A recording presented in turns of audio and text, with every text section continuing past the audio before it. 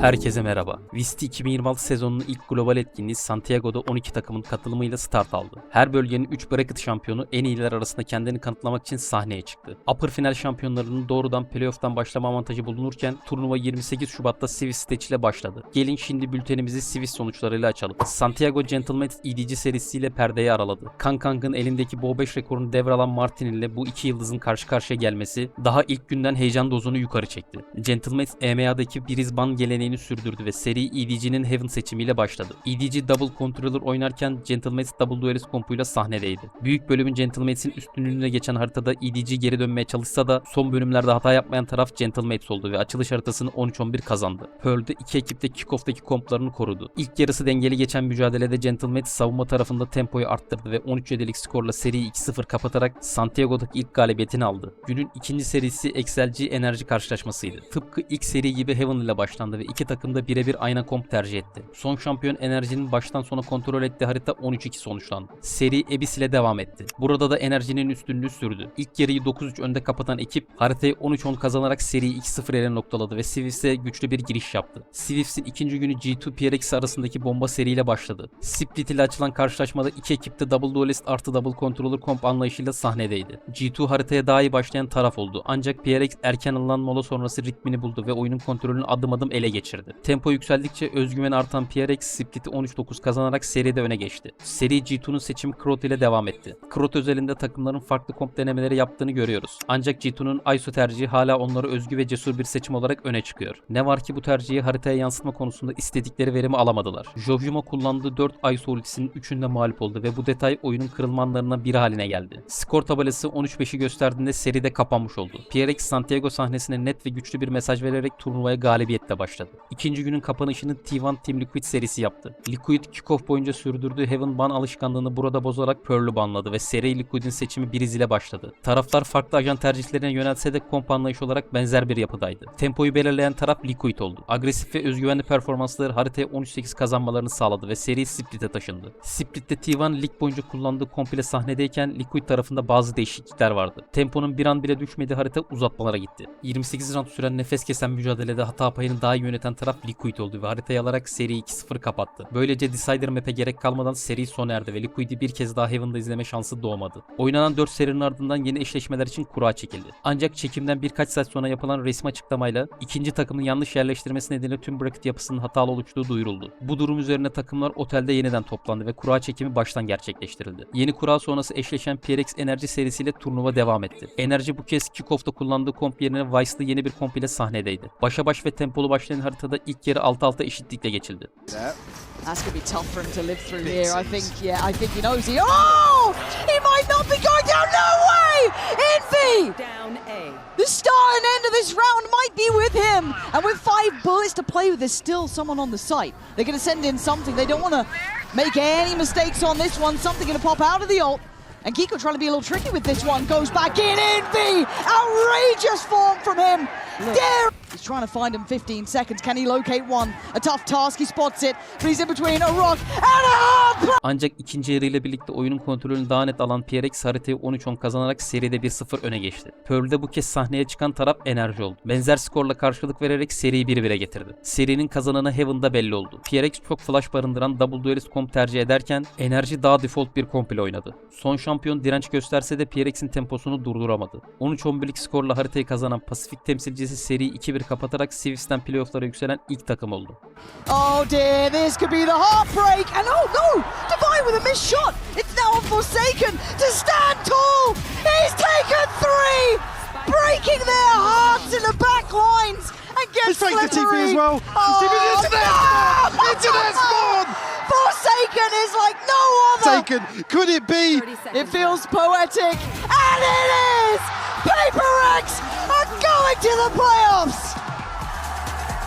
Gün 2 EMEA temsilcisinin mücadelesiyle devam etti. Swifts'in ikinci playoff biletini belirleyecek seri Gentlemate's'in Pearl seçimiyle başladı. Team Liquid'in haritaya özel hazırlığı komp tercihiyle kendini hemen gösterdi. Önceki kompundan yalnızca Veile'yi koruyup tamamen yenilenmiş bir yapı kurdular. Özellikle Vayne'in Harbor tercihi dikkat çekiciydi. Bu seçim hem oyuncunun kariyerindeki ilk Harbor tercihi oldu hem de Harbor turnuvada ilk kez tercih ediliyordu. Ancak Gentlemate'sin disiplini ve kontrol oyunu Liquid karşısında daha ağır bastı ve 13-11'lik skorla haritayı alarak seride 1-0 öne geçtiler. Bind'da ise tablo çok daha netti. etti. İlk yarıyı 10-2 önde kapatan Gentlemates haritayı 13-3 kazanarak seri 2-0 tamamladı ve Santiago'daki iddialı yürüyüşünü kararlılıkla sürdürdü. Turnuva eleme serileriyle devam etti. İlk eleme mücadelesi EDG ile T1 arasındaydı. EDG'nin kickoff'ta bind haritasında oldukça zayıf bir görüntü çizdiğini görmüştük. Bu zaafı komp değişikliğiyle gidermeye çalışsalar da sağdaki tablo pek değişmedi. T1'ın baştan sona baskılı ve ezici oyunu karşısında varlık gösteremeyen EDG, bind'ı 13-1 kaybederek seride 1-0 geriye düştü. İkinci harita Heaven'da da senaryo farklı değildi. T1 tempoyu yine elinde tuttu ve 13-10'luk skorla seriyi 2-0 kapattı. Bu sonuçta EDG turnuvaya veda eden ilk takım oldu. Günün diğer eleme serisi XLG G2 arasındaydı. Seri Abyss ile başladı. G2 ligde kullandığı kompu tamamen revize ederek harborlu ve daha kaotik bir yapı tercih etti. İlk yarısı dengeli geçen haritada ikinci yarıyla birlikte kontrolü ele alan taraf G2 oldu ve 13-8'lik skorla seride öne geçti. Heaven'da ise XLG turnuvanın ilk gününde enerji karşısında tercih ettiği komp ile sahnedeydi. G2 tarafında Leaf'in Yoru oynadığı Double Duelist komp seçildi. Haritanın genelinde hissedilen G2 üstünlüğü skora da net yansıdı. 13-3'lük galibiyetle seri 2-0 sonuçlandı ve XLG Santiago'ya veda eden ikinci takım oldu. Swifts'in son günü Enerji Team Liquid serisiyle açıldı. Seri Liquid'in seçimi Brizz ile başladı. TL tarafında alışılageldik komp tercih edilirken Enerji daha önce Astra Neon ile oynadığı Brizz'e bu kez Omen Jet değişikliğiyle çıktı. Çekişmeli başlayan haritanın son bölümlerinde kontrolü eline alan Enerji 13-11'lik skorla öne geçti. Haritanın fişini de eski Liquid oyuncusu Keiko çekti. And this time, Purple's dropped a body. Brock's gone down, but unaware and now unalive. Keiko with 2 big kills. It's down to a 2v2. It's not over yet. Nats is on the way, but Purple has to live. 40 HP. He's being hunted down. Keiko burying Liquid. Has to soak this one, Scuba. Not much though. Nats, this would be the miracle your team would be praying for. Map 1 on the line. First dropped Keiko. It is Power. Seri Abyss ile devam etti. Enerji bu haritada daha önce kullandığı kompu tercih ederken Liquid Neon hariç 4 ajanı değiştirerek yepyeni bir komp ile sahnedeydi. Ancak performans olarak izlediğimiz Liquid alıştığımız dirençli ve enerjik yapıdan oldukça uzaktı. Enerji planlarını kusursuz şekilde uyguladı ve harita 13-4 sona erdi. Look at the beat. Oh, okay, Camo did take that TP. I'm just so scared that Brock's been able to break the line so easily. They've slipped through a player here. Nat's none the wiser, and patience being Brock's virtue. He will wait before he strikes. Oh my God. And there's more Might even catch some coming. rotation. There's more coming! And Brock breaking them into pieces! Magic. But on the right side of the map, 30 seconds. Camo now would be the time to be the hero of the hour. Oh my God, God. you can't get away! Bu sonuçta enerji playoff'a yükselirken Liquid için turnuva noktalandı. Açıkçası maç boyunca Liquid oyuncuların enerjisi hatta öndeyken bile kickoff'taki geri dönüşleri zorlayan o yüksek motivasyon seviyesinden daha aşağıdaydı. Kickoff'ta geriye düştüklerinde dahi iletişim ve beden diliyle oyunun içinde kalan bir ekip görüyorduk. Burada ise özellikle skor kırılma anlarından sonra yüz ifadeleri ve masa başı tepkileri özgüven kaybının sahaya da yansıdığını düşündürdü. Belki bu sadece ekrana yansıyan bir histi ama Liquid tarafında mental ivmenin erken kaybedildiği izlenimi oldukça güçlüydü. Swifts'in son karşılaşması G2 ile T1 arasındaydı. T1'ın seçimi Brizz ile başlayan seride G2 rahat bir galibiyet alarak 1-0 öne geçti. İkinci harita G2'nun seçimi Heaven'dı. G2 daha önce oynadığı komp ile sahnedeyken T1 galibiyet için farklı bir komp arayışına gitti. Aslında bu tamamen yeni değil, eski metada sıkça gördüğümüz bir komptu. Ancak bu düzende yalnızca ajanlar değil, oyuncu rolleri de değişmişti. Haritaya fırtına gibi giren T1 arka arkaya aldığı roundlarda ilk yarıyı 10-2 önde kapattı. G2 savunmada zorlanmış olsa da hücum tarafına güçlü başladı ve pes etmeye niyeti olmadığını gösterdi. İlk yarının skorunu bu kez tersine çevirerek 10-2'lik bir seri yakaladılar ve haritayı 12-12'ye taşıdılar. Uzatmalarda da heyecan dinmedi. Karşılıklı roundların ardından 30. round sonunda son sözü söyleyen G2 oldu ve haritayı 16-14 kazanarak seriyi 2-0 kapattı. Bu galibiyette NA temsilcisi T1'ı turnuva dışına iterek Swifts'ten çıkan son playoff takımı olmayı başardı. Swifts aşamasına baktığımızda PRX Enerji serisi hariç oynanan tüm serilerin 2-0 sonuçlandığını görüyoruz. Bu sonuçlarla birlikte Swifts'ten playoff'lara yükselen takımlar PRX, Gentlemates, Enerji ve G2 oldu. Bölge birincisi olarak doğrudan playoff'a gelen ekiplerin Swifts'ten çıkan rakiplerini seçme hakkı bulunuyordu. Çekilen kura sonrası takımlar sırayla tercihlerini yaptı. İlk hakkı alan Noctum Red Force rakip olarak Gentlemates'i seçti. Old Gamers G2'yu tercih ederken Furya cesur bir kararla Paper Rex'i seçti. Kurada son kalan temsilcimiz BBL ise otomatik olarak Enerji ile eşleşti. Anyway, I was going to pick Energy. Swifts aşamasının en çok izlenen serisi PRX Enerji karşılaşması oldu. Anlık 582.646 izleyiciye ulaşan mücadele Swifts'in zirvesine yerleşti. İkinci sırada G2 PRX serisi bulunurken 3. sırayı ise EDG Gentlemates arasındaki karşılaşma aldı. Bültene rekabetin izleri bölümüyle devam ediyoruz. Turnuvanın ilk gününde oynanan Gentlemates EDG maçında Kang roundu harika bir no-scope ile noktalıyor. Playing it really cautiously because they've still got Kang. Keeping eyes on, it's down to 2. Martin and his ult. Might be the only saving grace they have, and it's read so well! You've seen this man work, and you'll see it again. Oh, he's feeling himself! Putting on a show! EDG with a little bit of a reminder. But they certainly have, as an ace up the sleeve, time and time again. Unfortunately, no coverage towards Heaven here, and Kangkang just runs away with it. Nefes kesen round'dan galip çıkan isim Martin oluyor. Ash, ult, time to go. Martin trying to set this one up. This is a Nobody, kill. got to This be is a kill. careful. It is! Martin breaking the back lines. Mini from Heaven, but Kangkang standing guard, still holding his ground. And now it comes down to the two, the one who took his record, the one to try and go above and beyond. The defuse in play at 12 They're rounds. so hard to keep track of what's going on, but Martin just always a threat with these ultimates. God, these two. The reposition is perfect. Kangkang nearly hits the He's adjustment so there, by the way. close. That's a coin flip. A big 1v1 for Martin. CB'nin sinsi hamlesi 2 kill getiriyor. Oh my God. CB is on an absolute position. Oh my God, he gets two. The dream is still. These tendencies are already on display in these early rounds. Again, the fact he gets two. It's outrageous. CB yoru kolonuyla rakibini kandırmayı başarıyor. From EDG. Starzo and Martin. Nah. Nah. Okay. Finding an opener. Martin at least putting some numbers up early here, but it necessarily amount to much in terms of success. Kritik anda Gentlemans Echo round'unu çalıyor. Close to this, mate's gonna try and get involved right about now. Sacrificial Beepo allows for the trade. Kangkang, Spoggy, can you save the day now? A 1v2, and oh my God, we've been The here check. before. Martin's holding. He's watching, shouldering. Kangkang's got his work cut out now here. Problems to try and overcome. Two to be precise. Starzo one, Martin the other, and he's Able to maintain composure. You get a crucial catch from Glyph there. Rakibine sürpriz yapmak isteyen Sukuba aşağı düşüyor. On the board with these 2 kills. Now the spot out the he forward off the side of the map. Finisher. Oh, Amada plays this corner. He disrupts the timing for the swing from Heaven. there goes my hero. There's no bushes at the bottom of that one. Rarga sıkıştığı köşede takımına maksimum katkıyı veriyor. Finds another kill. No man dead. The double dash forward. Raga trying to hold his own. Planted in position as Mana rewinds. Can't. This is beautiful stuff from Marga. He is really starting to feel it. Davay Ice ultisinde önce Jovjumo'yu ardından döndüğünde trende avlayarak round'u takımına getiriyor. It's down to the three that evacuated the site. A quick grab on one. Devi gets taken. Where's the rest though? Forsaken going to find Valen. Now the spike becomes a problem. Devi doing wonders, but Trent. No! I can't believe my eyes to happen. Oh my God, Trent is gonna be kicking himself. Pistol roundlarında Bandit tercihine pek rastlamıyoruz. Ancak Forsaken bu seçimi sıkça kullanıyor ve attığı 4 kill bunun tesadüf olmadığını kanıtlıyor. Gonna get one. You can see how. Oh my God, the follow up. Stop it! How have you dismantled all three? Just stacked up in a death ball. Something now. It's running the smoke though, baby. Baby Bay, you got a chance. You got a new lease of life. Do something with it. Show me something. You got one. Getting a second for Trent would be great. Baby Bay's fallen. It's But he's traded so quickly. the rest just fall like flies.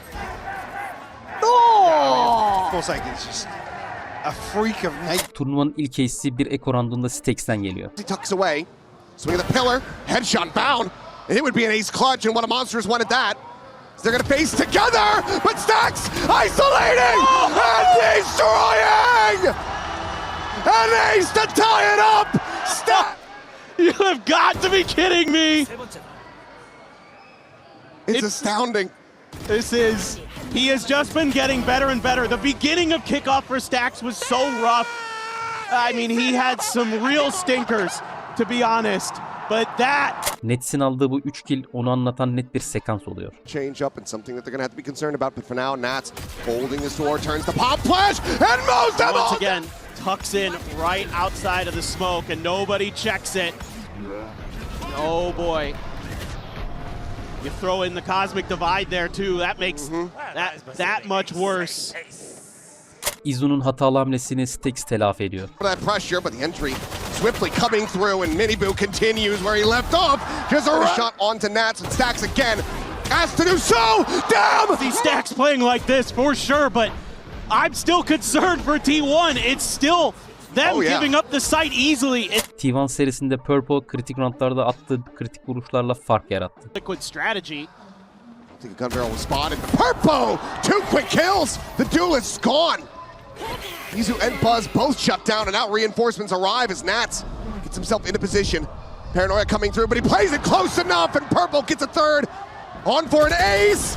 Has the fourth! Can he find it? No! At that same position that Liquid has been showing it round after round. It's the conditioning here.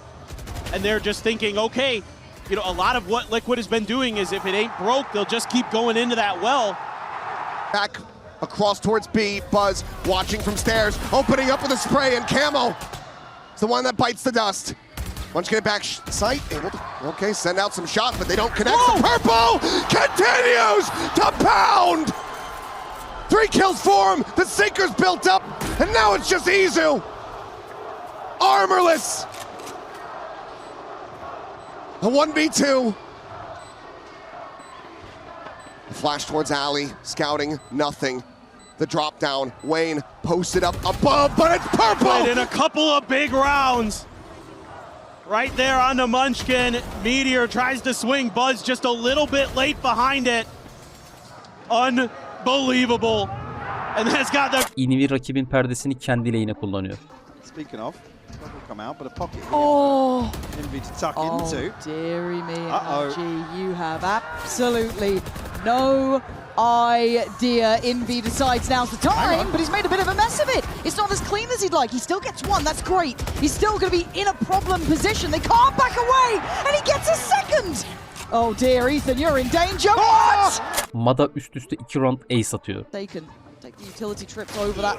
Oh, I need to see that one back. Marder with an absolute belter of a shot. But Defy has managed to slip towards backside, but Marder seems aware. Spots him out, goes for another. Marder doing some damage this time around. And he's happy to stand his ground here. It's Envy who's the one to break back in by taking away Scuba, but Marder is not letting this round slip. If he has to do it himself, he bloody well will. 4 kills! He's eyeing up the 5. Ult in for Ethan, and something walking into what feels fated to be 5 for Marder. Does he get the chance to put that 5th to his name? I think he might just. Absolutely dismantled by NRG. Great catch on Forsaken. Devi, unfortunately, is put in a corner and put to bed. Were off the back of what felt individual, but we do have an operator. Oh my god, There we we go. did! Bye-bye! Marder, the executioner! Oh my God! This guy is goddamn good! You want another race? Back to back? Give me it. Give me a back-to-back ace. Let him go forward. He's off the leash. Tempers himself there, doesn't want to risk the round. But I think he's got freedom to play with here. Devi gonna make him work for this.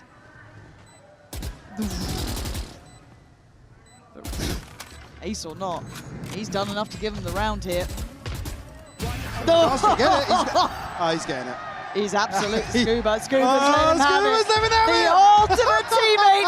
You love to see it. Oh, Back my to God. back, baby. Marder, the machine, takes a stand. WT, mate, to set it up here, but Marder doing, like I said, effectively has to do 2 people's jobs in some of these compositions. And he's gone over and above here.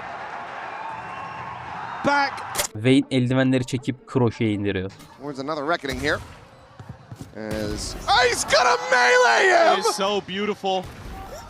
Do it. Oh, It's the only thing we need. Yep, just keep, nothing else in the replay package. Just that. left hand jab. Martin 1 ve 3 roundu kusursuz oynuyor. Absolutely capable. Finds the first. There's the tap. TP's out and now has an open A site. Where does he opt to go? Checking in towards short. Just beat. An aggro fight right up the front. Sends a flash over, delaying Nats on the approach. But for now, Wayne has the read. He's dialed in on the angle, but turns away. This could be a critical timing. Is Wayne firing off some shots? Martin knows that he's been on red. Sees the first, the orbital strike gonna be called in. Tap of the defuse. ADS in. Allows him to get it up to half. Now sends out the shot and it's all down to Nats. Look at him commit into this one. Turns away. Gets taken so very low. This round into Mates' hands. Gets that first kill. TP's out. Goes for the lurk. Plants so he can go from long. And you could see that there's awareness from Jojo Master ultisinin arkasına yaptığı beklenmedik hamleyle Randu takımına kazandırıyor. Form. Pushes the smoke and Chogamo! Mo's down 3. Gets the 4. only him. Only him, man. Unlucky TP there from Lysor. Oh man, he could not have.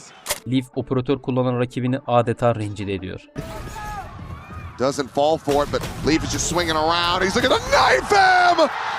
That is We're gonna that. try to take our op. Cool story. I can bring a knife to this gunfight. No problem.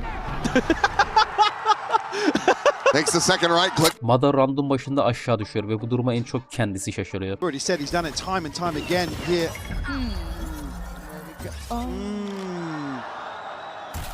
Wait, Yeah, let's see the replay. let's watch that one. Oh. The classic throw your hands up, not my fault. Yeah, it's like, Riot. it's a bug. It's got to be a bug. Legal. Keiko Harbor ultisini TP ile geçiyor. Mada ise roundu bitiren isim oluyor. Does NRG have the capability to play clean retakes, the or flash. they catch in between? It's stunning shots from Kiko, and now some chip damage could become a problem. Camo's on 4 HP. Just a little ahead of the flash here, the synergy. Not quite right. Nats still causing issues. Will find Ethan. They know there's 2 on the site though, but they bide their time. The plant comes in. NRG looking to try and get involved. Marta's teeing it up and allowing Brock to drop down. Nats now. Oh! Divine intervention, it feels like needed. Because now we've got Marta against Camo. Marta unsure, unawares, spots him. Marta more machine than man at times. A Red Bull clutch nonetheless. Kiko, again, the flash just causing issues for Mini Boot. Oh, but again, a ridiculous shot to catch him. We got some aimers in the server today. The fact that Nat's got, I think, like 2 there randomly, like spraying it.